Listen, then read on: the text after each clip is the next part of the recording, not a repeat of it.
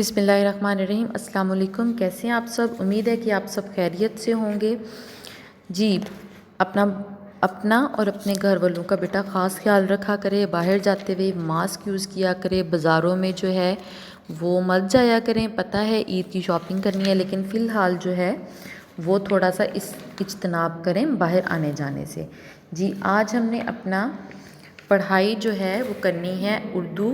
सफ़ा नंबर 20 पे हमारा सबक शुरू होता है ख़िलाफ़त फ़ारूक़ी, जिसमें हज़रत उमर फ़ारूक रज़ी अल्लाह तआला अन्हा की ज़िंदगी के बारे में चंद अहम वाक़यात बताए गए हैं। आज हमने सफ़ा नंबर 21 के सेकंड पैराग्राफ की रीडिंग करनी है, जो कि स्टार्ट होता है कि इन रज़ी अल्लाह तआला अन्हा की हुकूमत की सबसे बड़ी खसूसियत ये थी। इनका मतलब मुराद है यहाँ पे हज़रत उमर फ़ारूक रज़ी अल्लाह तआला अन्हो की हुकूमत की सबसे बड़ी खसूसियत ये थी कि आईने हुकूमत में, यानी कि जो उनका हुकूमत चल रही थी जब, उसमें शाहोगदा यानी कि फ़कीर लोगों को, शरीफ व रज़ील जो बहुत ज़्यादा जुल्म करने वाले और शरीफ लोग होते हैं उन्हें, अज़ीज़ व बेगाना और जो बहुत प्यारे होते हैं या जो अनजाने लोग होते हैं, उन सब का एक रुतबा था, यानी उनको एक ही मेयार पर रखा गया था। उनकी जो है थी वो अलहदा सलूक नहीं किए जाते थे।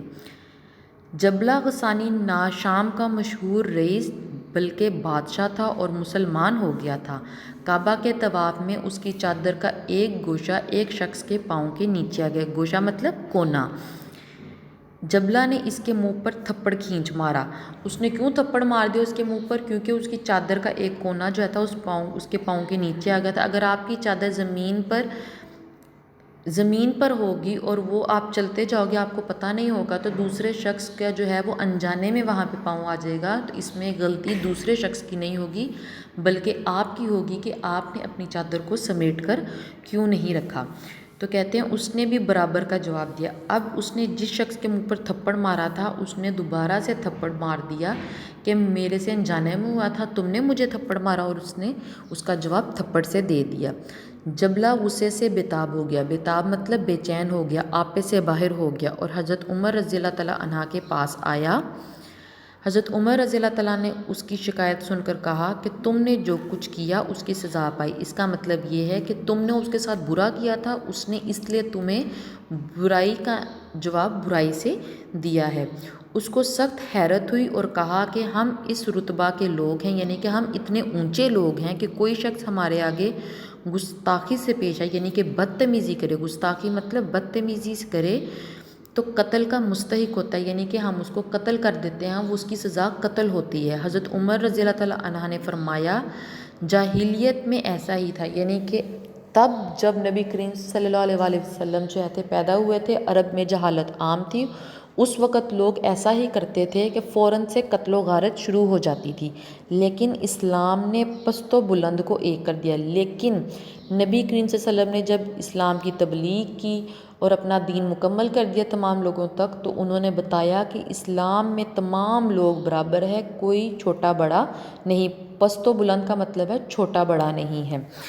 इसी तरह अगला पैराग्राफ है कि एक दफ़ा मुल्क के तमाम ओहदेदारों को हज के ज़माने में तलब किया और मजमा आम में, यानी कि तमाम लोगों में खड़े होकर कहा कि जिस किसी को इनसे शिकायत हो पेश करे।